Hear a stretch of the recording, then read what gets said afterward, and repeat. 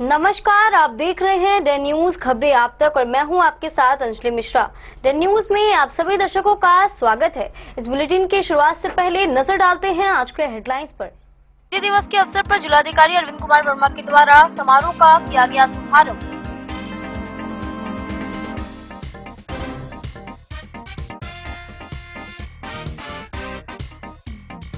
जयनगर में पागल कुत्ते के आतंक से 3 दिनों के भीतर 60 लोग हुए घायल।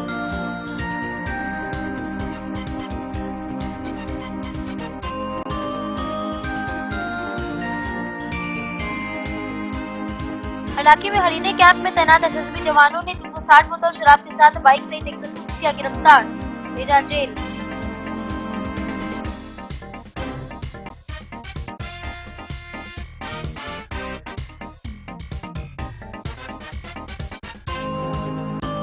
वेद चिकित्सक रामभजन पासवान गोलीकांड घटना को अंजाम देने वाला दूसरा आरोपी को पुलिस ने किया।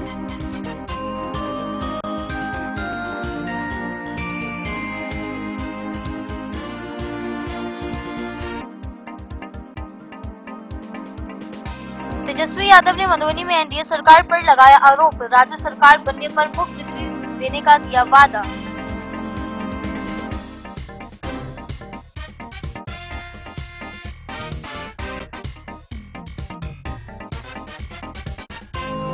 निकाय साक्षरता परीक्षा उत्तीर्ण शिक्षकों के बीच रिजल्ट कार्ड का वितरण जारी।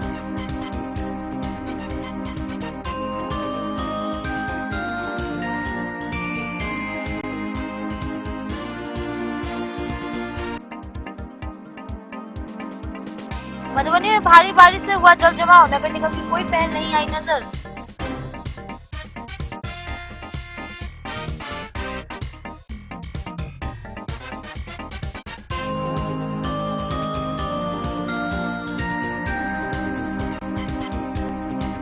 खजौली में आयोजित गणेश पूजा के मौके पर ऑर्केस्ट्रा डांस हमारी मनीषा का कार्यक्रम में हुए तोड़फोड़ के मामले में दोनों पक्षों ने रखी अपनी अपनी बात।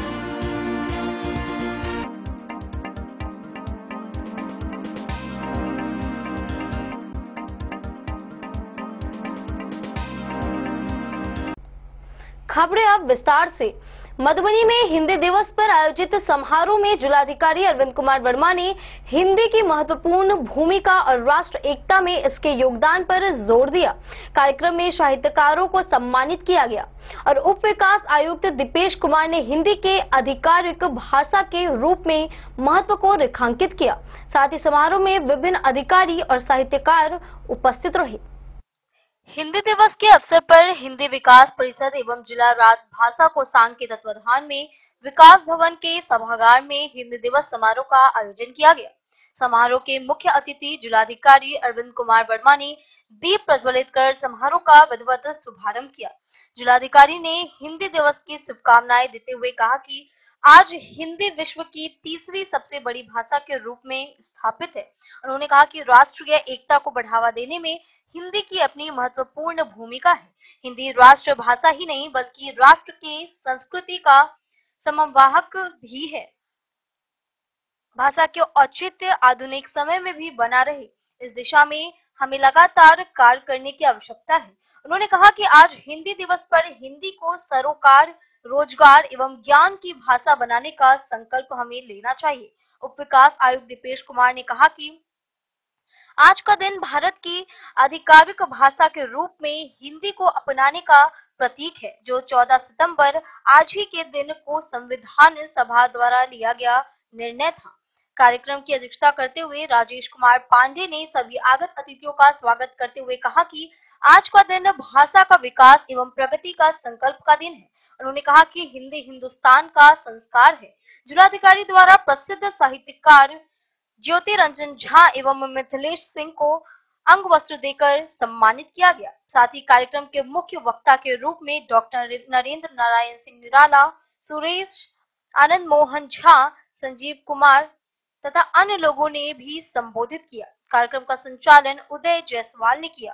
साथ ही उक्त कार्यक्रम में उप विकास आयुक्त दीपेश कुमार, अपर समाहर्ता आदा संतोष कुमार, अपर समाहर्ता विभागीय जांच नीरज कुमार, उप निदेशक जनसंपर्क परिमल कुमार, वरीय उप समाहर्ता शशि कुमार, निदेशक DRDA सहित कई अधिकारी एवं जिले के कई सम्मानित साहित्यकार आदि उपस्थित रहे।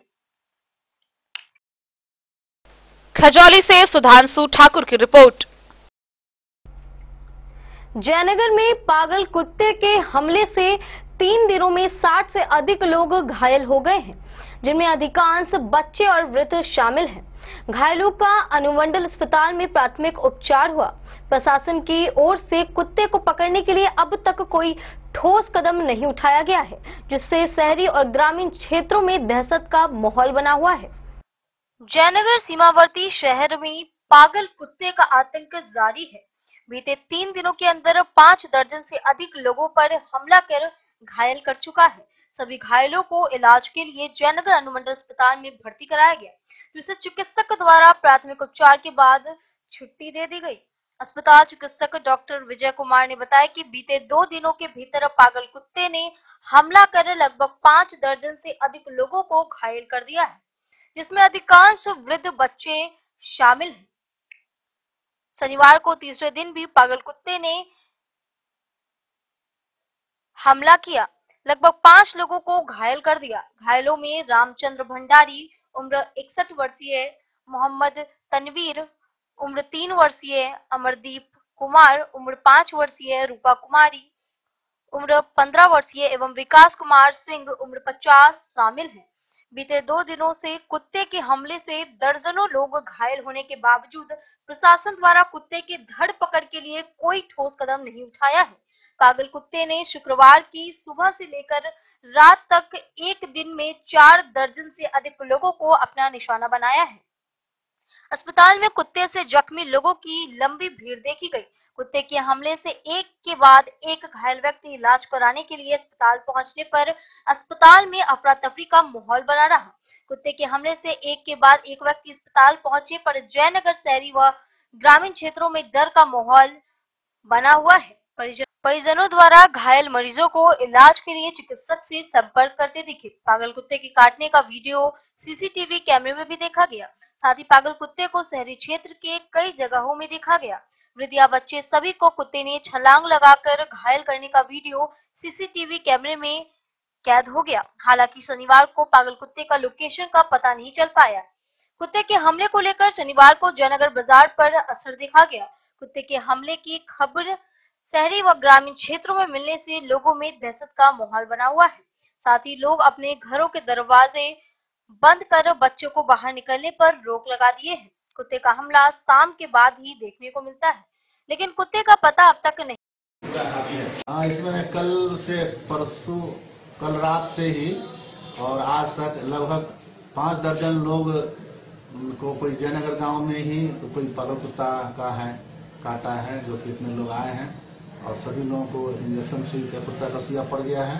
प्राथमिक उपचार करके सबको घर भेजा जा रहा है और यहाँ पर पर्याप्त सुई है, दवा की कोई दिक्कत नहीं है। ये विगत 2 दिनों से जो गुरुवार से ही ये आतंक हावी है।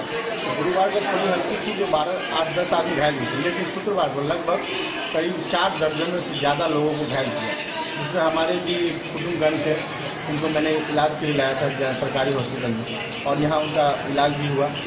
तो जिस तरह से अभी हम देख रहे हैं कि आतंक बढ़ता जा रहा है कुत्तों का, तो मैं चाहूँगा कि इसका सरकार तरफ से भी और प्रशासनिक तरफ से भी और नगर पंचायत सभी उन पर ध्यान दे और शीघ्र ही इसको सुविधा को देखते हुए कुत्ता को पकड़कर इस निदान को उपलब्ध कराएं। मेरा नाम मनीष कुमार महतो, युवा मंच जयनगर।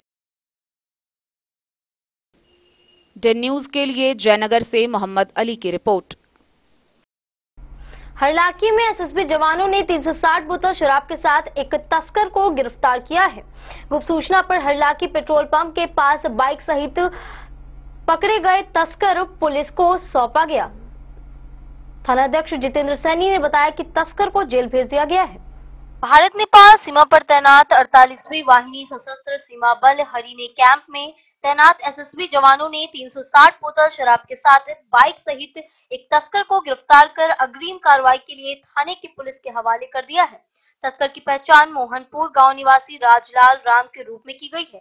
प्राप्त जानकारी के अनुसार मुख्य आरक्षी सुरेंद्र कुमार अन्य 3 जवानों के साथ गश्ती पर निकले हुए थे। इसी क्रम में गुप्त सूचना के आधार पर NH 227 स्थित हरलाकी पेट्रोल पंप के समीप उमगांव की ओर से आ रहे उक्त तस्कर को शराब सहित गिरफ्तार किया गया। थानाध्यक्ष जितेंद्र सैनी ने कहा कि गिरफ्तार तस्कर को जेल भेज दिया गया है। हरलाखी से संजय राउत की रिपोर्ट। आयुर्वेद चिकित्सक राम भजन पासवान गोलीकांड में दूसरे आरोपी चंदन कुमार यादव को गिरफ्तार कर लिया गया है। देवदा पुलिस ने उसे जयनगर के बेला बांध चौक से पकड़ा। 4 दिन पहले NH 227 पर लूटपाट के दौरान चिकित्सक को गोली मार दी गई थी। पहले अपराधी को मौके पर ही पकड़ लिया गया था। 4 दिन पहले आयुर्वेद चिकित्सक को गाढ़ा सिमराड़ी के बीच में NH 227 पर आयुर्वेद चिकित्सक वाहन के हथियार के बल पर लूटपाट की घटना को अंजाम देने के दौरान अपराधियों के द्वारा 2 गोली चलाई गई थी, जिससे आयुर्वेद चिकित्सक के जांघ में गोली लगने से गंभीर रूप से घायल हो गए थे। एक अपराधी ने आयुर्वेद चिकित्सक के 4 पहिया वाहन को लेकर फरार हो गया था। कुछ देर आगे जाने पर अपराधी से वाहन अनियंत्रित होकर दुर्घटनाग्रस्त हो गया था। आसपास के लोगों के द्वारा अपराधी को पकड़कर पुलिस के सुपुर्द कर दिया गया था। पुलिस ने घायल चिकित्सक के फर्द बयान पर देवदा थाना कांड संख्या 79/24 प्राथमिकी दर्ज किया गया था। इस घटना में संलिप्त दूसरा नामजद आरोपी जयनगर थाना क्षेत्र के बेला गांव निवासी चंदन कुमार यादव फरार चल रहा था, जिसको जयनगर थाना क्षेत्र के बेला बांध चौक से देवदा पुलिस ने दूसरे आरोपी चंदन कुमार को गिरफ्तार कर सलाखों के पीछे पहुंचा दिया है। डे न्यूज के लिए जयनगर से मोहम्मद अली की रिपोर्ट। बिहार के नेता प्रतिपक्ष तेजस्वी यादव ने आभार यात्रा के तहत मधुबनी में प्रेस को संबोधित किया और एनडीए सरकार पर अपराध, भ्रष्टाचार और विकास की अनदेखी का आरोप लगाया। उन्होंने कहा कि मिथिलांचल में उद्योगों की संभावनाओं को नजरअंदाज किया जा रहा है।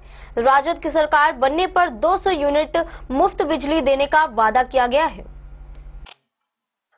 बिहार के पूर्व उप मुख्यमंत्री नेता प्रतिपक्ष तेजस्वी यादव के पहले चरण में आभार यात्रा पर दरभंगा, मधुबनी और झंझारपुर के लिए निकले हुए थे।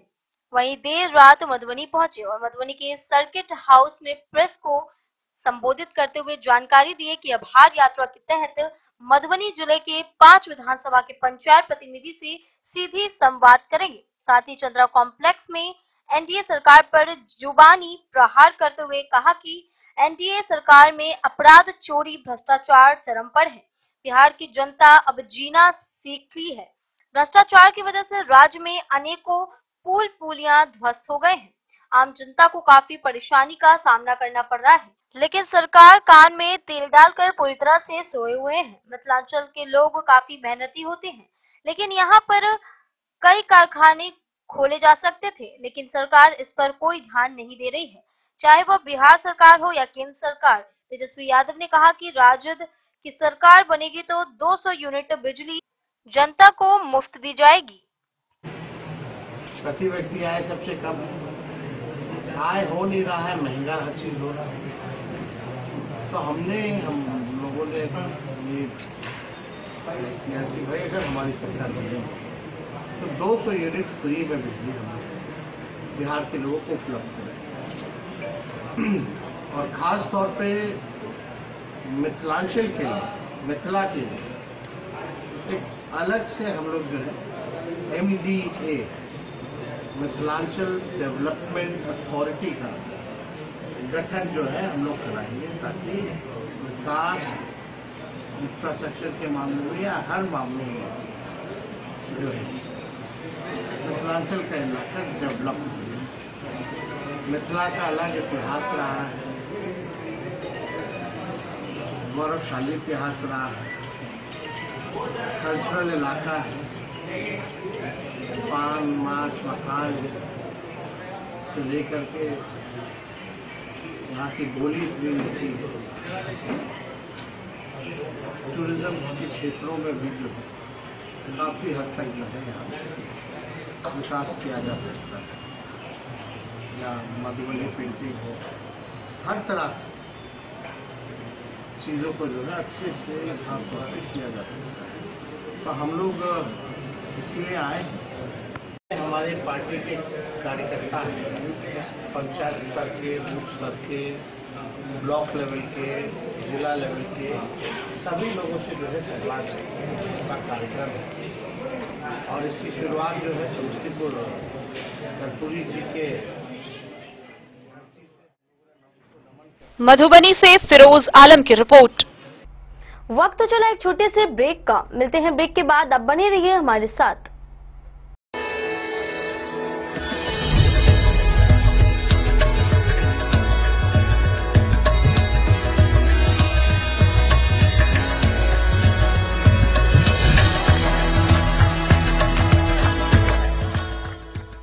कल्याण ज्वेलर्स, वॉटसन स्कूल से दक्षिण, मधुबनी। लाल बाबू प्रसाद एंड सन्स, संकट चौक, बैंक ऑफ इंडिया के बगल में, मधुबनी। इस शादी सीजन सिर्फ हमारे साथ खरीदे और पाएं 100% एक्सचेंज वैल्यू। आप सोने चांदी या हीरे के आभूषणों की तलाश में हैं तो हमारे ज्वेलरी शॉप में मिलेंगे आपको हर तरह के आभूषण बेहद किफायती दामों पर। हर अवसर के लिए आभूषण आपके बजट में। लाल बाबू प्रसाद एंड सन्स, संकट चौक, बैंक ऑफ इंडिया के बगल में, मधुबनी। नए और शानदार स्टॉक के साथ अब हर रिश्ते को करे और भी सुंदर। लाल बाबू प्रसाद एंड सन्स, संकट चौक, बैंक ऑफ इंडिया के बगल में, मधुबनी। हमारे सभी गोल्ड ज्वेलरी शॉप पर HUID है मौजूद।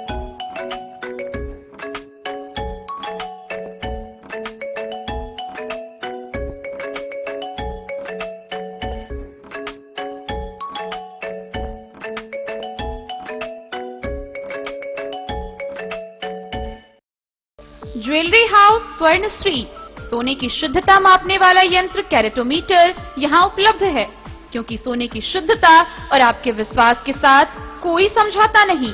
रत्न, सोना व चांदी के हर तरह के आभूषणों के लिए एक बार अवश्य आएं। लाइट वेट व बेहतरीन कारीगरी वाले गहनों का अनूठा संगम। आपका भरोसा ही है हमारी पूंजी। बिना किसी मिलावट व पूरी शुद्धता के साथ हॉलमार्क गहने आपको देना हमारा परम कर्तव्य। तो देर किस बात की, अपने मनपसंद गहनों की खरीदारी के लिए आज ही आए। पता याद रखें, ज्वेलरी हाउस स्वर्ण श्री, बड़ा बाजार, मधुबनी। ट्रेंड के इस जमाने में क्या आप भी चाहते हैं स्टाइलिश और फैशनेबल कपड़े? क्या आप अपने लुक को अपग्रेड करना चाहते हैं? अगर हाँ, तो आज ही आए Bombay fashion readymade sari showroom. हमारे पास पुरुषों, महिलाओं और बच्चों के लिए है नए से नए फैशन ट्रेंड में कपड़े और एक्सेसरीज का लार्ज कलेक्शन। आपके बजट और हर अवसर के लिए खास। चाहे काम के लिए हो नए आउटफिट की तलाश, या पार्टी के लिए ड्रेस, या किसी खास अवसर के लिए सूट, सलवार और साड़ी, हमारे पास है हर एक ब्रांड। क्रिम्सन क्लब, मुफ्ती, टर्टल और किलर के SIS स्टोर्स। इसके अलावा रेमंड, स्पार्की, जॉकी, लक्ष्मीपति, मान्यवर, ब्लैकबेरी, नवाब पार्कर जैसे बड़े ब्रांड। तो देर किस बात की, आज ही आए बॉम्बे फैशन साड़ी एवं रेडीमेड शोरूम। हमारा पता है महिला कॉलेज रोड, मधुबनी।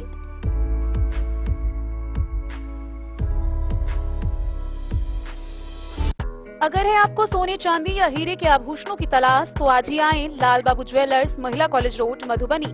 मिथिलांचल में 100 वर्ष से अधिक की विरासत और आपकी सेवा में हर आभूषण पर हॉलमार्क उपलब्ध है।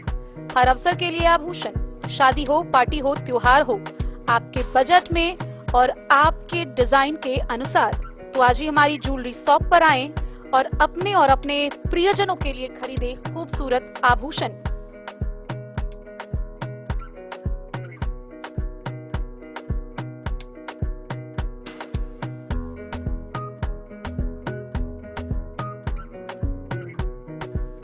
हार, चूड़ियां, अंगूठियां, झुमके, मंगलसूत्र और बहुत कुछ है शामिल, वो भी किफायती दामों में।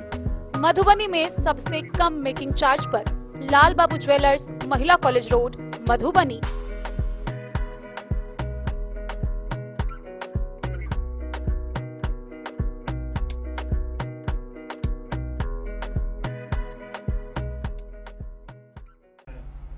मधुबनी में निकाय साक्षरता परीक्षा उत्तीर्ण शिक्षकों को रिजल्ट कार्ड वितरण जारी किया गया।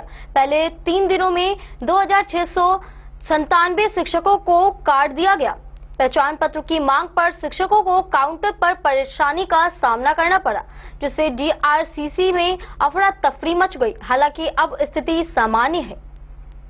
निकाय के लिए प्रथम साक्षरता परीक्षा में उत्तीर्ण शिक्षकों के रिजल्ट कार्ड वितरण जारी किया गया है। पहले दिन 867, दूसरे दिन 910 व तीसरे दिन 920 शिक्षकों को रिजल्ट कार्ड वितरण किया गया। रिजल्ट कार्ड लेने के लिए पहचान पत्र और एडमिट कार्ड के फोटोकॉपी की मांग की गई है, लेकिन काउंटर पर शिक्षकों को पहचान पत्र के मामले में काफी परेशानियों का सामना करना पड़ा। शिक्षकों ने बताया कि समस्याओं को लेकर काउंटरों पर संपर्क करने पर सही उत्तर नहीं दिया जा रहा था, जिससे शिक्षक कुछ देर के लिए आक्रोशित हो गए। इस कारण डीआरसीसी में अफरा तफरी की स्थिति बनी रही। रिजल्ट कार्ड वितरण के लिए डीईओ कार्यालय से जो आदेश निकाला गया था, इसका व्यापक रूप में प्रचार प्रसार भी नहीं किया गया, जिससे परीक्षा में पास शिक्षक को डीआरसीसी पहुंचने में भी परेशानियों का सामना करना पड़ा। हालांकि अब स्थिति सामान्य है। मधुबनी से फिरोज आलम की रिपोर्ट। मधुबनी में शनिवार की बारिश से सड़कों पर जल जमाव हो गया, जिससे वाहन चालकों और पैदल यात्रियों को काफी परेशानी का सामना करना पड़ा। कोर्ट के पीछे अनुमंडल पदाधिकारी कार्यालय और मुख्य द्वार पर घुटने भर पानी भरा रह गया, जिससे लोगों को भारी दिक्कत हुई। हल्की बारिश पर भी जल जमाव की समस्या उत्पन्न हो जाती है, लेकिन नगर निगम की कोई पहल नहीं देखी गई। शहर में शनिवार को घंटों बारिश की वजह से सड़क तालाब में तब्दील हो गया था। बारिश होने से सड़क पर वाहन चालक के साथ पैदल जाने वाले राहगीरों को परेशानी देखी गई। शहर के अधिकांश सड़क और स्थानों पर भी पानी लगा हुआ था, जिससे कई परेशानी उत्पन्न हुई। आपको बता दें कि कोर्ट के पीछे अनुमंडल पदाधिकारी कार्यालय के सामने लगभग घुटने भर पानी लगा हुआ था। वहीं कोर्ट के मुख्य द्वार से प्रवेश करने वाले रास्ते पर भी पानी लगा हुआ है। पानी लगने के कारण कोर्ट में कार्य कराने वाले लोगों को आने जाने में भारी दिक्कत देखी गई। प्राप्त जानकारी के अनुसार हल्की बारिश होने पर भी जल जमाव हो जाता है, जहां इसके लिए नगर निगम कोई पहल नहीं कर रहा है, जिसका खामियाजा आम लोगों को उठाना पड़ता है। मधुबनी से फिरोज आलम की रिपोर्ट। खजौली में जीविका दीदी ने 10 सूत्री मांगों को लेकर सीएलएफ कार्यालय की तालाबंदी कर दी। उन्होंने सरकार के खिलाफ नारेबाजी की और कार्यालय के कार्यों को प्रभावित कर दिया। मांगों में पहचान पत्र, मानदेय बहाल, ऋण माफी और विशेष अवकाश शामिल है। खजौली प्रखंड कार्यालय परिसर स्थित लक्ष्मीबाई जीविका स्वावलंबी सहकारी समिति लिमिटेड सीएलएफ पर जीविका दीदी ने अपनी 10 सूत्री मांगों को लेकर सरकार के विरोध में सीएफ कार्यालय की तालाबंदी की आक्रोशित जीविका दीदियों ने सरकार के खिलाफ जमकर नारा लगाया। कार्यालय में तालाबंदी कर पूर्ण रूप से कार्यालय के कार्य को प्रभावित किया। जीविका रेखा सिन्हा, सुनीता देवी, रेणु देवी ने कहा कि 2 सितंबर 2024 को जारी संशोधित सामुदायिक कैडर व सीबीओ के विरोध में जीविका सीएम दीदी 10 सूत्री मांग को लेकर ज्ञापन दिया गया था। जीविका सीएम दीदी ने सरकार के विरोध में नारा लगाते हुए कहा कि 2000 में दम नहीं, 25,000 से कम नहीं। प्रदर्शनकारियों के द्वारा कहा गया कि मांगे पूरी नहीं होने तक अनिश्चितकालीन कार्यालय बंद रहेगा। प्रमुख मांगों में सभी जीविका सीएम को कार्यालय से नियुक्ति पत्र निर्गत करना, जीविका सीएम को कार्यालय से पहचान पत्र निर्गत करना, मानदेय बहाल करने की मांग, पूर्व की सिस्टम को हटाने की मांग शामिल है। उन्होंने कहा कि जीविका के वरीय पदाधिकारी सिर्फ रुपए बांटने से मतलब रखते हैं। उस रुपए का जीविकोपार्जन में सदुपयोग हो, उससे उनका कोई लेना देना नहीं है। जीविका कैडर का क्षेत्र भ्रमण भत्ता के रूप में कम से कम 3,000 रुपए की मांग, 5 साल पुराना सभी जीविका सीएम दीदी का ऋण माफ हो, परियोजना में 3 साल पूरा करने वाले स्टाफ को पदोन्नति की व्यवस्था लागू करे, महिला कैडर को विशेष अवकाश, मातृत्व अवकाश, 2 लाख का मेडिकल क्लेम एवं 5 लाख रुपए की डेथ क्लेम की मांग की है। मौके पर जीविका सीएम अनु कुमारी, सीता कुमारी, आरती कुमारी, गायत्री देवी सहित सैकड़ों जीविका मैंने कतो से काम कर रहा हमारे कोनो प्रूफ नहीं है, तो हमरा प्रूफ चाहिए, प्रमाण पत्र चाहिए, आईडी कार्ड चाहिए जीविका का। दोसर है जे हमर मानदेय बहुत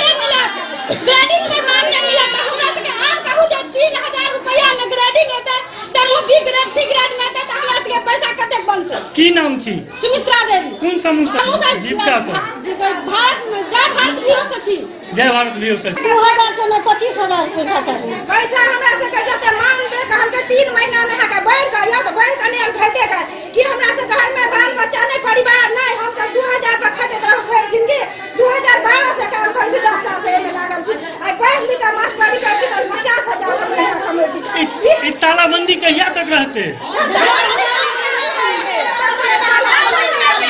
अनिश्चित काल तक चले छै अहाँ पहले आंदोलन के नेतृत्व के कह रहल छै किनकर अध्यक्षता में छियै तो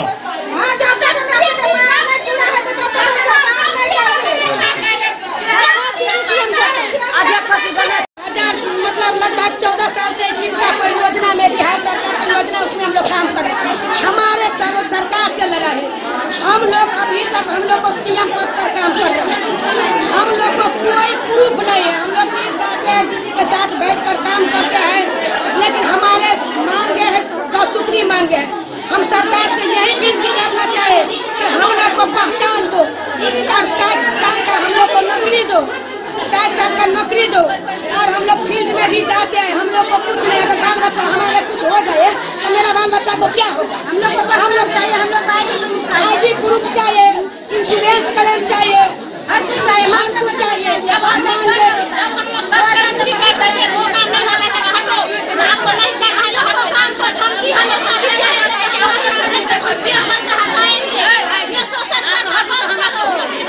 हम लोग को पूरी करो हम लोग का हमारे मांगे पूरी करो क्या 2000 में एक लेबर की जाता है 400 रुपया कमाता है लेकिन 2000 में क्या हम लोग का परिवार चलेगा और बच्चा चलेगा इतना हम लोग नहीं होगा कि महिला पैसा दे रहा है इंसान से हम लोग नहीं रहोगे बहुत क्या मेरा इंसान के प्रखंड से है क्या नाम है जिला देवी सीएम पद पर काम कर रहे हैं कहाँ क्या दिक्कत है हटाने का इसका पावर है क्या सामान है हम लोग का मांग है हमारी मांग पूरी करो क्या मांग है कितना हमारे मांग 25,000 से कम नहीं 2,000 में दम नहीं 25,000 से कम नहीं 2,000 में दम नहीं 25,000 से कम नहीं खजौली से सुधांशु ठाकुर की रिपोर्ट। बिस्फी के सिमरी बाजार में 15 सितंबर से आयोजित इंद्र पूजा की सभी तैयारियां पूरी हो गई हैं। 14 सितंबर को कदम पूजा और 15 को कलश स्थापना होगी। 19 से 22 सितंबर तक मेला आयोजित होगा जिसमें झूला, खेल, तमाशे और सांस्कृतिक कार्यक्रम होंगे। बिस्फी प्रखंड क्षेत्र के सिमरी बाजार स्थित 15 सितंबर से आयोजित इंद्र पूजा की सभी तैयारियां पूरी कर ली गई हैं। पूजा समिति के अध्यक्ष हुकुमदेव यादव ने बताया कि 14 सितंबर को संध्या कदम पूजा एवं 15 सितंबर को कलश स्थापना के बाद पूजा प्रारंभ होगी। कलश स्थापना को लेकर कुंवारी कन्याओं के द्वारा एक भव्य कलश शोभा यात्रा भी निकाली जाएगी। 19 सितंबर से 22 सितंबर तक मेला का आयोजन किया गया है।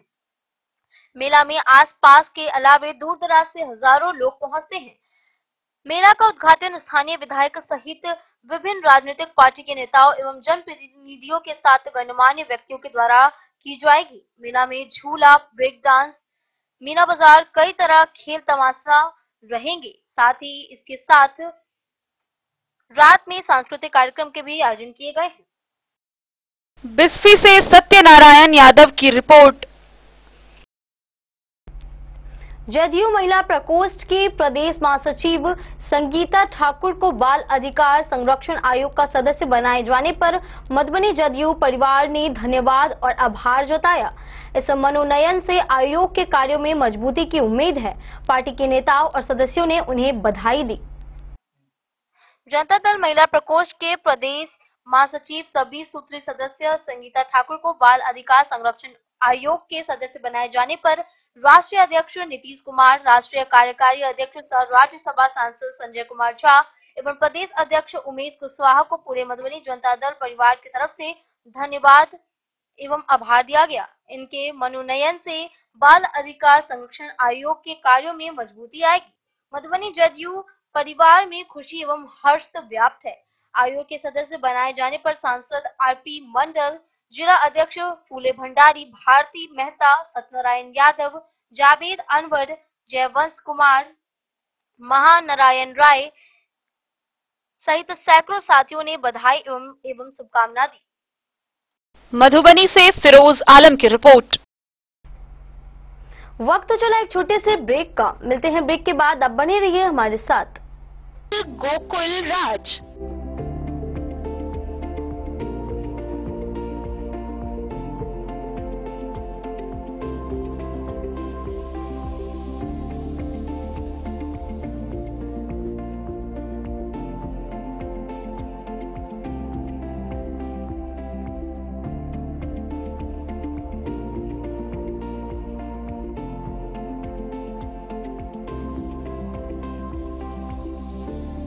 शहर के भीड़ भाड़ से दूर शांति और सुकून से भरे वातावरण में मधुबनी शहर के लहरियागंज वार्ड नंबर 1 में पूरे मिथिलांचल क्षेत्र का सबसे भव्य होटल होटल गोकुल राज।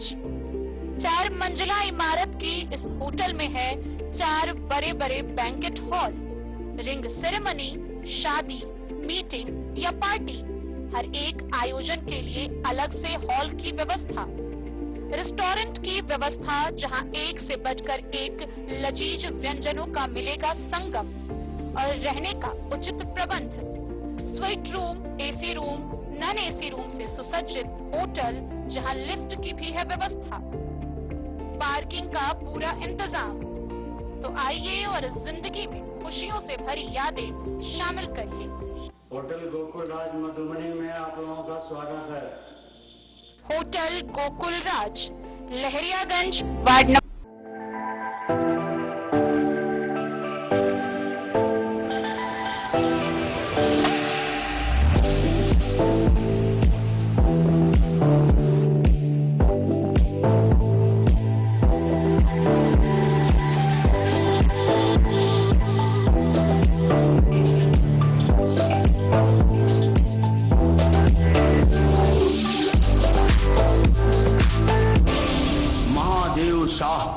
अमरनाथ प्रसाद ज्वेलर्स 916 हॉलमार्क ब्रांडेड गोल्ड एवं डायमंड ज्वेलरी शोरूम, गांधी चौक। शगुन वाटिका मैरिज गार्डन मधुबनी शहर के बीचों बीच बाबू साहिब चौक पर आपकी सुविधा अनुसार आकर्षक और भव्य मैरिज गार्डन शगुन वाटिका विवाह भवन।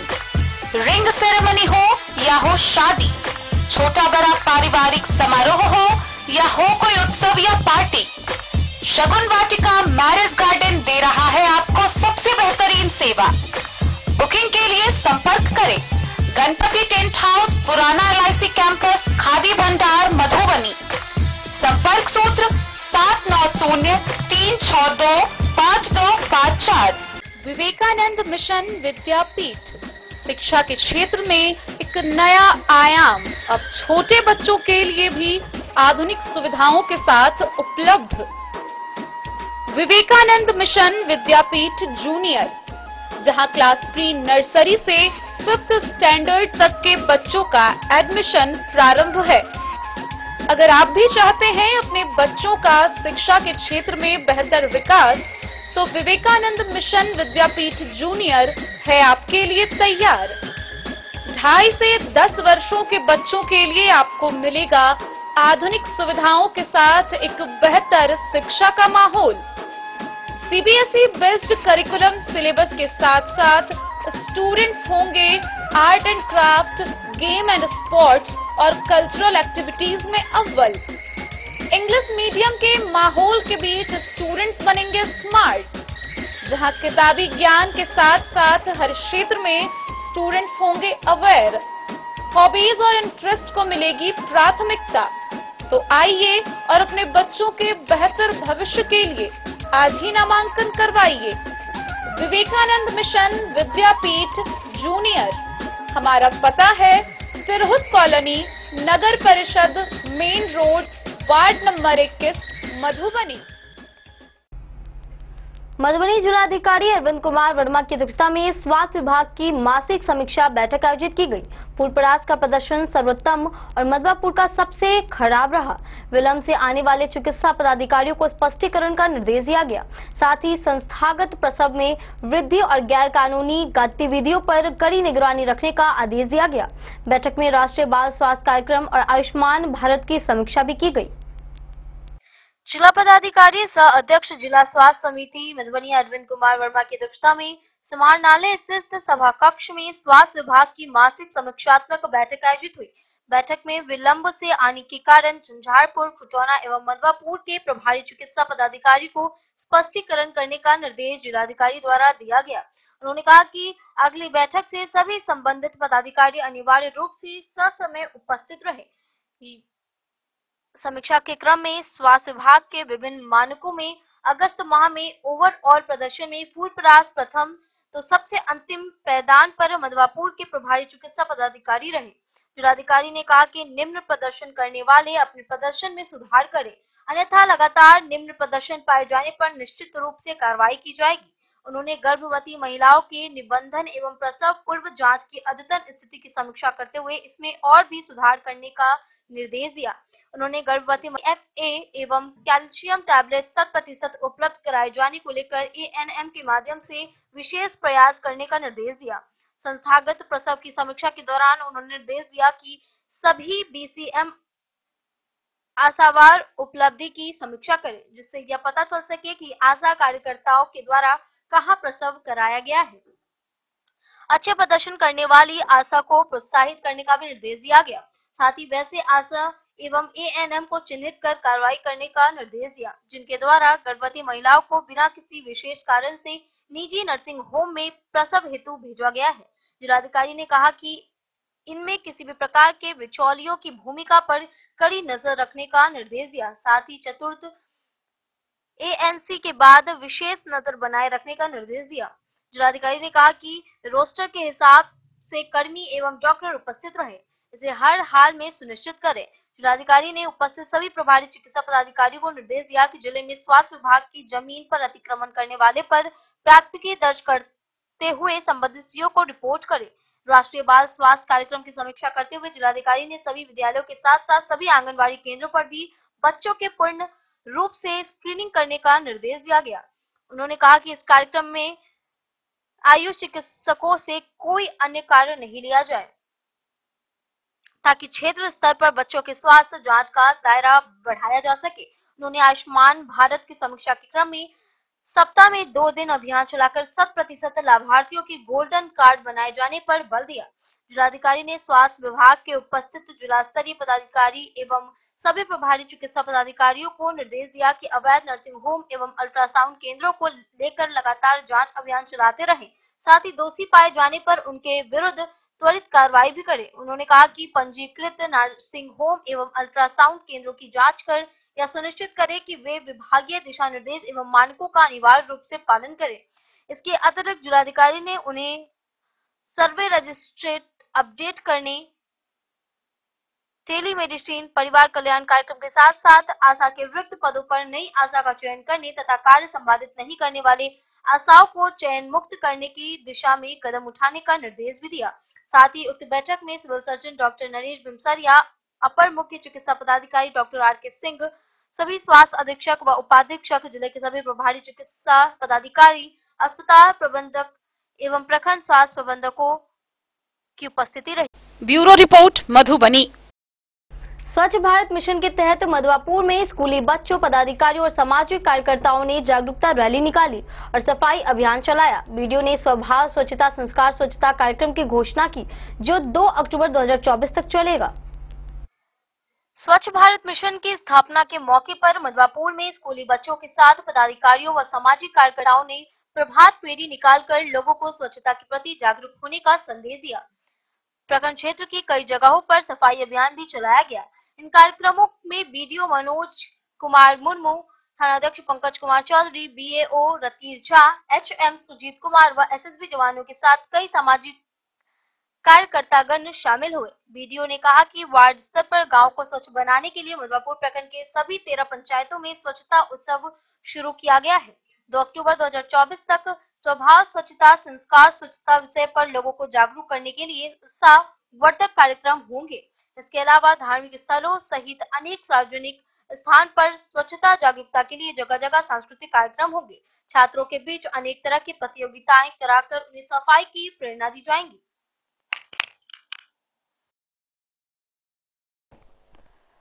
द न्यूज के लिए मधवापुर से एसके दीपक की रिपोर्ट। फूलपरास के धर्मडीहा पंचायत में स्वच्छ भारत मिशन के तहत स्वच्छता ही सेवा पखवाड़ा मनाया गया। पंचायत मुखिया, पूर्व मुखिया और प्रखंड विकास पदाधिकारी ने श्रमदान पर सफाई अभियान की शुरुआत की। कार्यक्रम में जागरूकता रैली, सफाई अभियान और स्वच्छ ग्राम की गतिविधियों का आयोजन किया गया। स्वच्छ भारत मिशन के अंतर्गत स्वच्छता ही सेवा पखवाड़ा अभियान के तहत फूलपरास प्रखंड के धर्मडीहा पंचायत के कई जगहों पर मनाया गया। इस कार्यक्रम को लेकर एक पंचायत के मुखिया विभा सिंह व पूर्व मुखिया संतोष सिंह, प्रखंड विकास पदाधिकारी पंकज कुमार निगम, प्रखंड पंचायती राज पदाधिकारी जितेंद्र कुमार सहित सुबह 10 बजे से एक साथ 1 घंटे स्वच्छता के लिए श्रमदान देते हुए स्वच्छता ही सेवा अभियान की शुरुआत की गई। राष्ट्रीय स्तर पर प्रत्येक वर्ष के 2 अक्टूबर को स्वच्छता एक जन आंदोलन का रूप देने हेतु स्वच्छ भारत दिवस के रूप में मनाया जाता है। स्वच्छ भारत दिवस 2023 की प्रस्तावना के रूप में वार्षिक स्वच्छता ही सेवा पखवाड़ा अभियान स्वच्छ भारत मिशन शहरी एवं ग्रामीण द्वारा संयुक्त रूप से इसे 2 अक्टूबर को आयोजित कराया जा रहा है, जिसका फोकस सफाई और सफाई मित्रों के कल्याण पर आधारित है। मौके पर प्रखंड विकास पदाधिकारी ने कहा कि ग्रामीण क्षेत्रों में स्थित बस स्टैंड, पर्यटन स्थल, तीर्थ स्थल, चिड़ियाघर, उद्यान, ऐतिहासिक स्मारक, विरासत स्थल, नदी का किनारा, नालियां इत्यादि अन्य सार्वजनिक स्थानों को व्यापक स्तर पर स्वच्छ किया जाना है।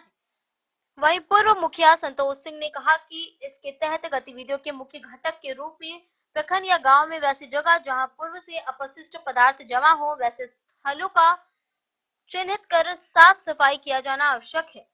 स्वच्छता पखवाड़े के तहत शहर के विभिन्न क्षेत्रों में साफ सफाई अभियान, शपथ ग्रहण, जागरूकता रैली एवं आदर्श व स्वच्छ ग्राम की विभिन्न गतिविधियों का आयोजन किया जाएगा। इस दौरान लोगों को जागरूक दृष्टिकोण अपनाते हुए अपने क्षेत्र को स्वच्छ और सुंदर बनाने की अपील की गई। कार्यक्रम में प्रभेश बनेता, मनीष कुमार बनेता, अमोद सिंह, मनोज सिंह, कृपानंद कामत, तेतर कामत, रोशन सिंह सहित कई लोग मौजूद रहे।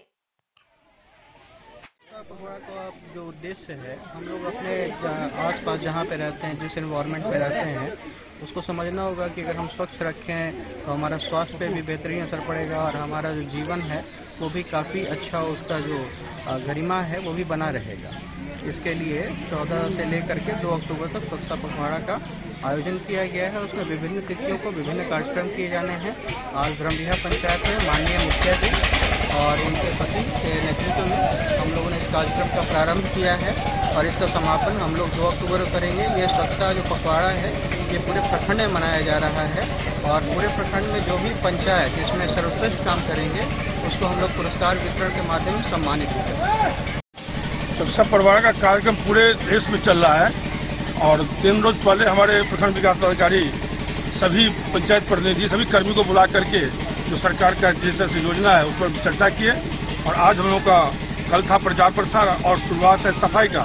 तो धमडीहा पंचायत में जो मार्गदर्शन मिला था विद्यालय साहब के माध्यम से, आज धमडीहा पंचायत भवन और विद्यालय मध्य विद्यालय धमडीहा का सफाई और जगतपुर मध्य विद्यालय का सफाई अभियान हम लोग कर रहे हैं। और आज से 2 अक्टूबर तक धमडीहा पंचायत के विभिन्न सार्वजनिक जगहों पे, चाहे आंगनबाड़ी हो, वो चाहते हैं सामुदायिक दलान हो, आपको जो कहते हैं पंचायत भवन हो, विद्यालय हो, एक से एक जो सरकार का कार्यक्रम है, नुक्कड़ सभा होगा, सफाई अभियान की जागरूकता जो पैदा करने के लिए सभी तरह का कार्यक्रम जो बना हुआ है 1 तारीख से 2 तारीख तक।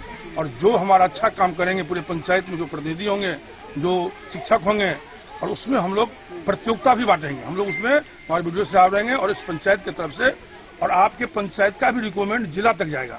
चाहे जिस विद्यालय का हमारा टॉप करेगा, पंचायत प्रतिनिधि को अच्छा काम करेंगे, हमारे वीडियो साहब के रिक्रूटमेंट से ये जिला तक जाएगा।